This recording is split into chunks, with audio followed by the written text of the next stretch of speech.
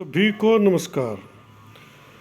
EWS आरक्षण पर बहस चल रही है सुप्रीम कोर्ट में। अब अगली बहस जो है ना 27 तारीख को होनी है और बहुत जल्द इस पर फैसला होगा, क्योंकि लगातार बहस चल रही है।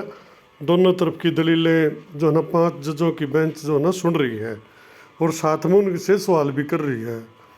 अब एक सुप्रीम कोर्ट ने सवाल भी किया और नसीहत भी दी है, क्योंकि सुप्रीम कोर्ट जो है ना 50% आरक्षण का क्राइटेरिया जो उन्होंने खुद सेट किया उसको पार नहीं करना चाहता, और ईडब्ल्यूएस आरक्षण से वो 60% हो गया, जो कि गलत हो गया उस हिसाब से।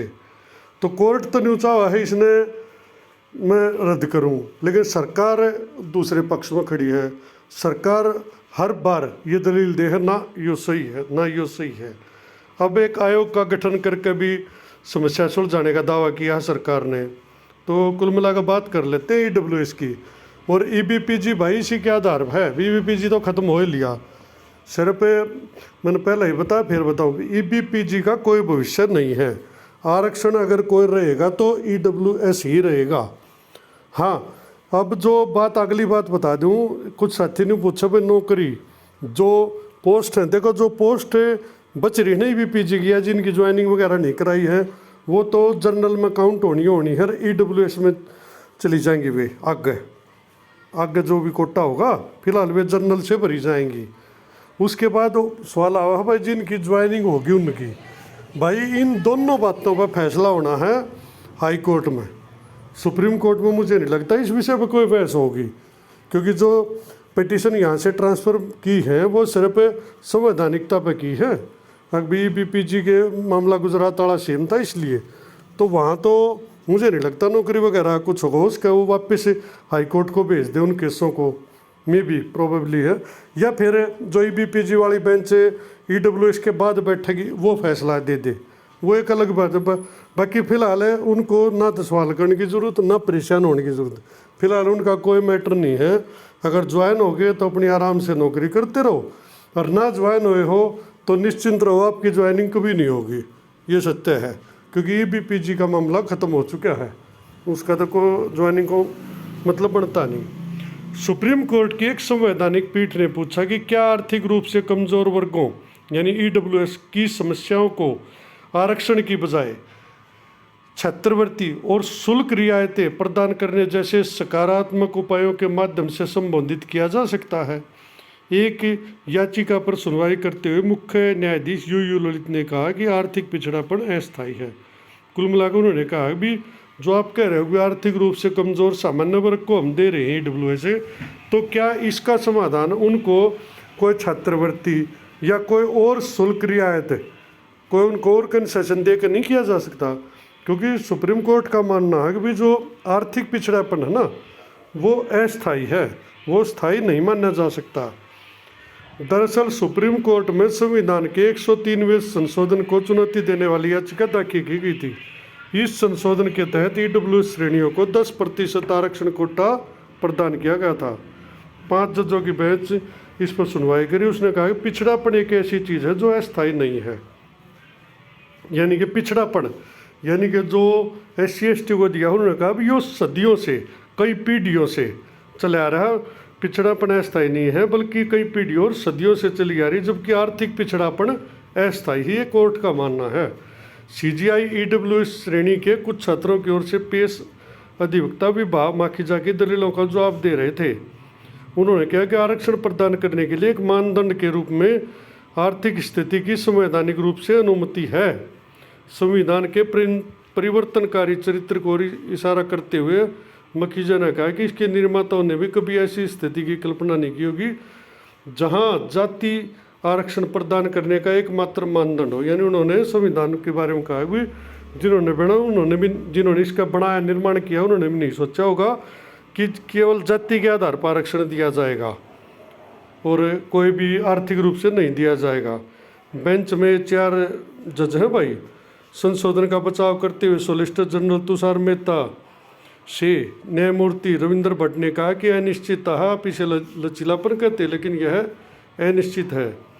अब तो उसके बाद उन्होंने कहा भी सामाजिक पिछड़ेपन को भी संविधान में परिभाषित नहीं किया गया है, आर्थिक को नहीं किया गया, तो इसको सामाजिक को भी नहीं किया गया। तुषार मेहता ने कहा कि आयोग का गठन कर समस्या का समाधान किया जा सकता है, यह इलाज योग्य है, सरकार कमीशन ला सकती है।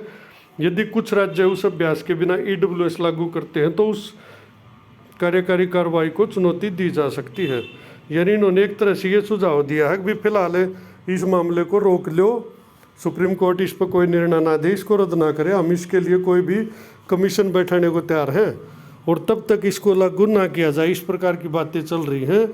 और ताकि वो आयोग जो रिपोर्ट दे फिर बाध्यता हो जाएगी, सुप्रीम कोर्ट ने भी वो मानना पड़ेगा, क्योंकि सुप्रीम कोर्ट आयोग का गठन करेगा तो उस आयोग की गठन की रिपोर्ट जो है ना इसको माननी पड़ेगी सुप्रीम कोर्ट को भी।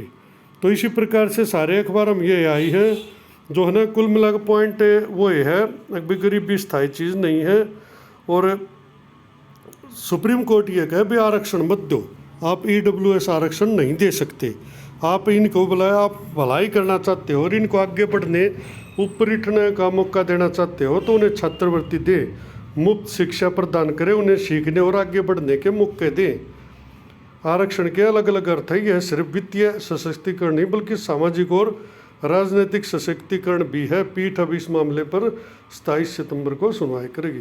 कुल मिलाकर मोटी मोटी ही बात यह भाई EWS पर सुप्रीम कोर्ट है खिलाफ, जो उनके विचार आ रहे हैं वो चाहते हैं भी 50% का क्राइटेरिया बरकरार रहे, जाकि ओपन कोटा यानी ओपन जनरल कोटा के स्टूडेंट के साथ अन्याय ना हो। अब एक बात और है, सुप्रीम कोर्ट एक सुझाव दे भाई छात्रवृत्ति दे, मुफ्त शिक्षा प्रदान करे, उसमें अगर एक बात और जोड़ दी जाए भाई तुम यो जातिगत आधारित सारा ही बंद कर दो, सबको मुफ्त शिक्षा देने लग जाओ, शिक्षा और स्वास्थ्य जो चीज़ मुफ्त देने की है वो दे दो, नौकरियां में सिर्फ मेरिट पकड़ दो, यो भी अच्छा रहेगा मेरे ख्याल कम देश के लिए फायदेमंद होगा। कि आरक्षण के कारण एक तो 40 नंबर वाला लाग जाए, हर एक 80 वाला भी रह जाए, यूँ भी तो कितना गलत हो गया। हाँ आरक्षण दो, उसने एजुकेशन में दे दो, पढ़ाई में दे दो, भाई उसको आगे बढ़ने का दो, उसकी फीस माफ़ करो, उन और कोचिंग जो लाखों फीस ले हुआ उसकी माफ़ कर दो, तो बहस तो देखो कितनी भी करी जा सके है। आरक्षण तो जातिगत आधार पर भी देना वैसे तो गलत है, क्योंकि उस तो थोड़ी सामाजिक स्तर सुधर जाएगा, उस तो एक घर का सुधर गया, उसके बड़का सुधर गया, बाकी समाज तो उनका भी नहीं बैठा है ना। तो जब 60 साल में भी ये नहीं उभर सके तो कब उभरेंगे? तो ये तो अगले 60 भी ना उभरे ऐसे तो, अगर ये हालात रहे थे। हालांकि किसी न किसी ने बात बुरी लग गई, लेकिन मैं सच कहूँ अगर यही हालात रहे तो SC BC के हालात अगले 100 साल आरक्षण दे दे तो भी नहीं सुधरेंगे, क्योंकि आरक्षण इनमें तो ले कौन रहा है, कुछ परिवार लिमिटेड है परिवार है वे ले रहे हैं, उनके के बालक पढ़ रहे हैं, उनका बाबू लाग गया, पहला दादा लाग रहा, दाई बाग का पोता लाग गया, फिर उनका लग जगह। जो गरीब आदमी है, जो अज्ञान में पड़ा है या जो पिछड़ेपन में है, उन आज भी लाभ नहीं मिल रहा भाई उनका। कुछ SC BC में तो कुछ जाति आगे निकल रही है, बाकी पीछे पड़े उस जाति में तो कुछ वर्ग आगे निकल रहा है, एक बस सिंगल, कुछ परिवार आगे निकल रहे, बाकी नहीं निकल रहे। बाकी चलो वो एक अलग विषय बहस का विषय है। फिलहाल बात इस पर है 50% से अधिक आरक्षण दिया जाना असंवैधानिक है कोर्ट के अनुसार।